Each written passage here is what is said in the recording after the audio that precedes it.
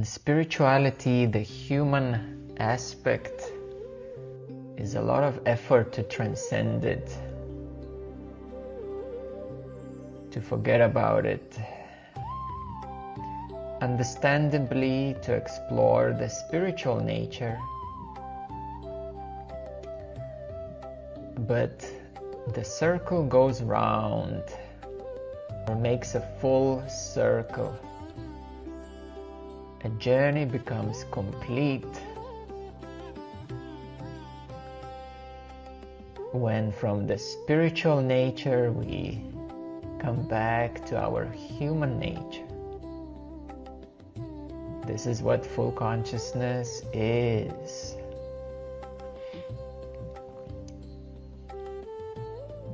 So for the spiritual seekers, the most daunting challenge is to become fully human again. Because to become fully human again is to become divine, and then to come back and reintegrate everything into the ordinary humanness.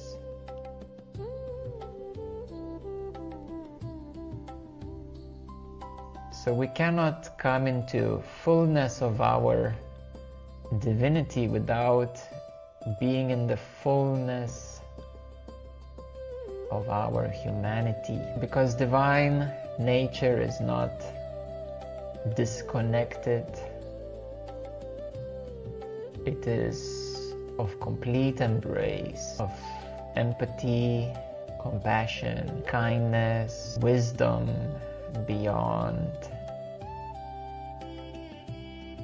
seeing challenges clearly, embodying humanity, humanness as one's own self, because truly everything is within the self.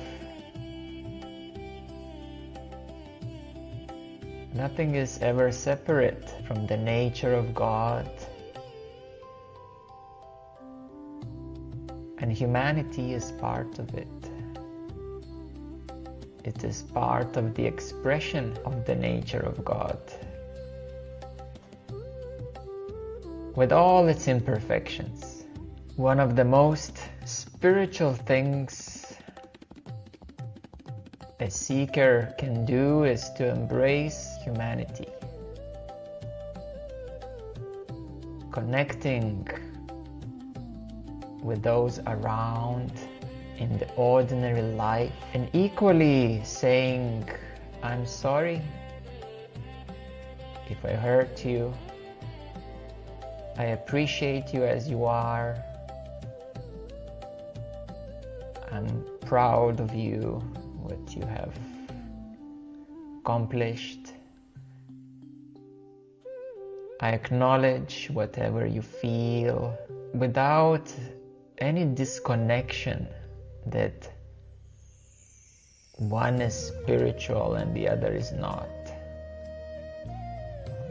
Isn't it so that spirituality should more deeply embrace humanity rather than cause more separation? So in a way, this greater love is like standing with one hand extended to the divine, or 2 feet in the divine, and another hand or 2 feet extended into the world, both in heaven and earth, divine and human. There is the beauty in ordinariness. When we look or experience the ordinary from our deepest self, then the ordinary is alive, radiant, ever fresh.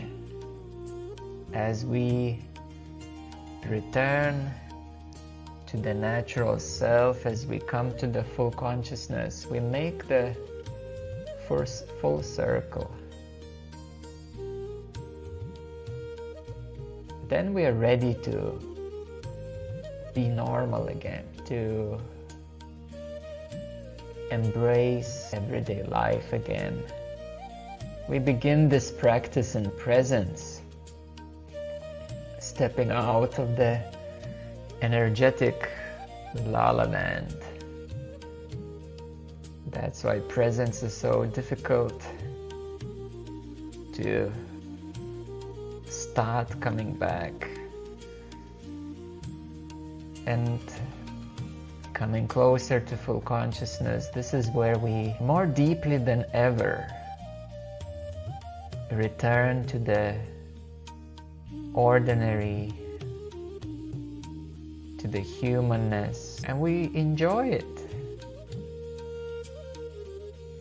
We find joy in things that we abandoned on a spiritual journey. I find many people rekindling their old habits, their old hobbies. Maybe coming back to play table tennis, why not? Enjoying general sports, even watching sports, which is no longer a distraction. Enjoying the hobbies and the interests which were abandoned on the spiritual path, but they were part of you. And maybe at that point they became a distraction. One might have been too much lost in it. But in full consciousness, now you're no longer lost. Now you are responsible human spiritual adult. And you can responsibly enjoy your hobbies, however simple and ordinary they may be. Because in that ordinariness, in that simplicity of human life, in the very truth, this ordinary life is the divine work of art, something that God is making every moment.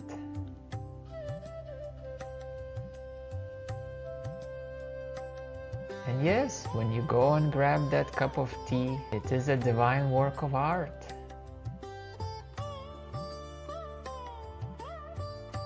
Therefore, Zen masters test their disciples with very obvious, striking koans. For example, how does the pinky finger move? How are you able to smile?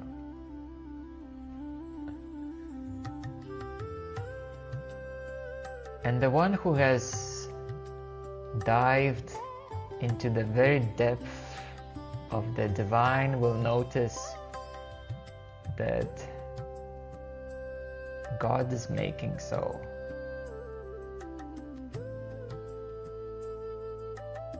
It is a beautiful divine work of art, which is alive and fresh.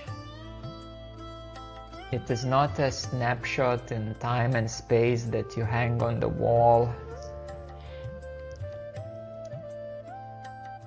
It's all about the aliveness and freshness of this present moment, even if it's boredom.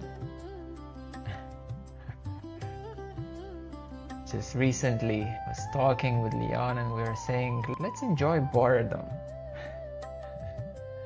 It's something that we forgot long time ago. But it would be very interesting to come back to the boredom. We started laughing. For how can you ever be bored when every moment is alive and fresh? When the light is shining through these very eyes, through all the senses, where even boredom is recognized as a field of energy. Rumi has said, do not feel lonely because the entire universe is inside you. Stop acting so small. You are the universe in ecstatic motion. Stop acting so small. You are the universe in ecstatic motion, beating through your heart,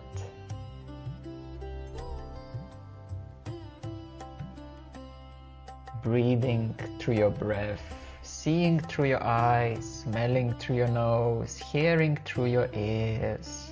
So truly we are not humans having a spiritual experience, but divine souls of the source having a human experience.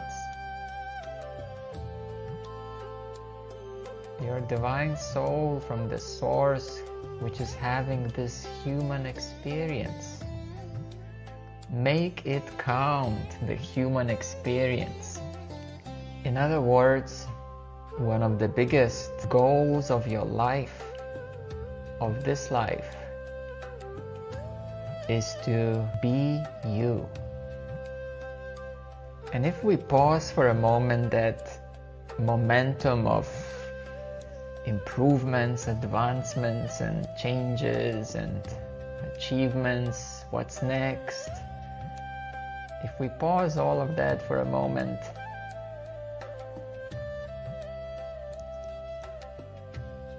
and we recognize that the whole point is to be you.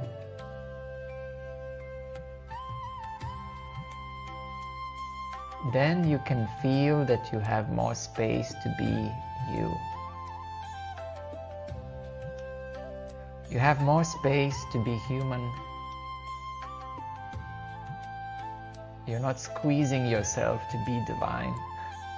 You're not forcing yourself to expand into something greater, bigger.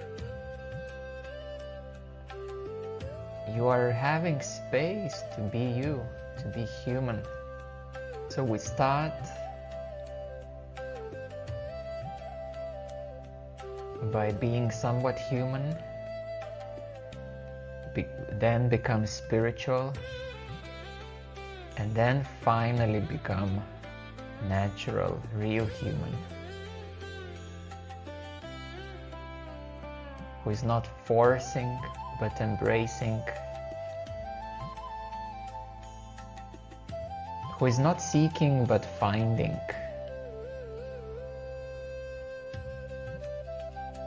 who is not desiring but contently enjoying. Looking around, people are rushing. Everybody's rushing. Everybody's skipping the beauty of life. It's like they're consciously skipping all the beauty of life. That's where the heaven is found. When you slow down, when you appreciate every moment as it is. Some call it mindfulness. But truly the mind is not full. In this moment, there's even no mind. It's a direct experience of the manifestation of God. So even while attending our worldly duties, it is possible to see God, able to surrender all resistance to life. Through the practice of presence, non-dual inquiry, it is possible to accept all dualities with equanimity. It is possible to carry our responsibilities, whatever they are, with a sense of selfless love and service, dedicating that action to God. Whatever that action may be, picking up the kids from school. Yes, you pick them up because they're your kids, because it's your responsibility and so forth, but don't get wrapped up in those ideas of worldliness. You're picking up your kids from school as a service to God, as a service to the kids, as a service to life as a whole, as a service to family, not because you have to only.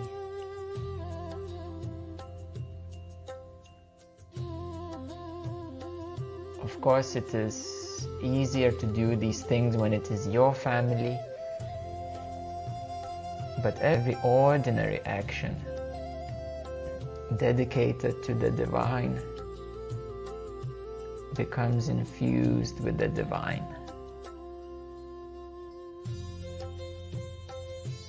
It ripens. Sometimes people ask, since you have been liberated, living free, why work so much?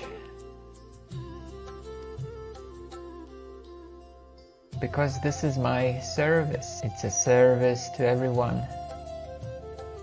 It's a service to the divine, myself. What else would be more enjoyable than being of service, than being the force of the divine? Through the eyes of God, this is the manifestation of human life.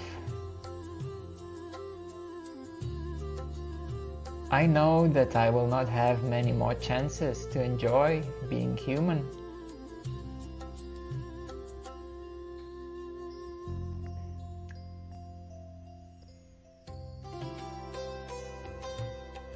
Being a free, sovereign being,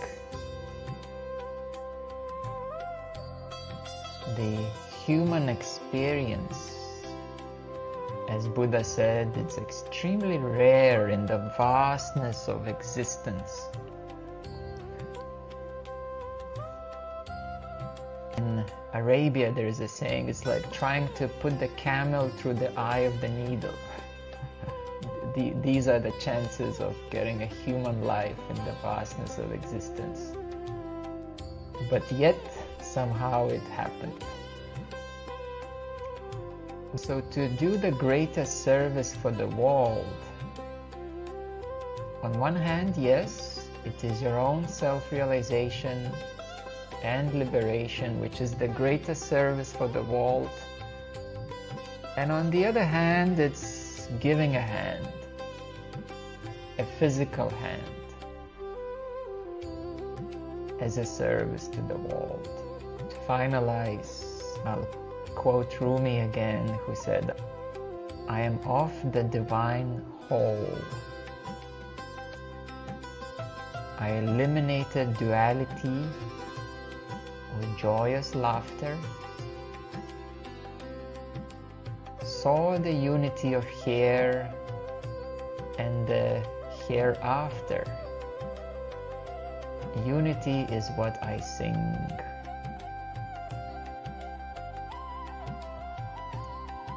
This is what the great mystics speak of. Kabir was very down to earth.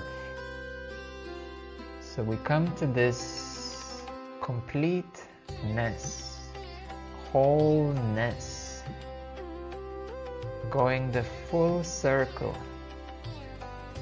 pre-awakening, awakening with all the highs and lows and complexities, and coming back to the humanness as oneness with the divine, as one existence inseparable and completely embracing the human imperfections, responsibilities, a bit like a parent who looks at the child, and the child doesn't know what is perfect or not. You put everything in the mouth, and throw it out to test it. They're just playing the game of life. Before the parents say, no, don't do this, do it like that, and so forth. But before all of that, a child plays with life. And a parent who is wise can see that. So therefore, coming back, being a childlike human who sings in the rain, who lays on the grass, who rides a bicycle again, and enjoys the simplicity of all, and who truly appreciates everything. The perfect, the imperfect, all of creation. So this is how we embody humanity and divinity simultaneously. It's how we balance human experiences, imperfections, with our divine nature.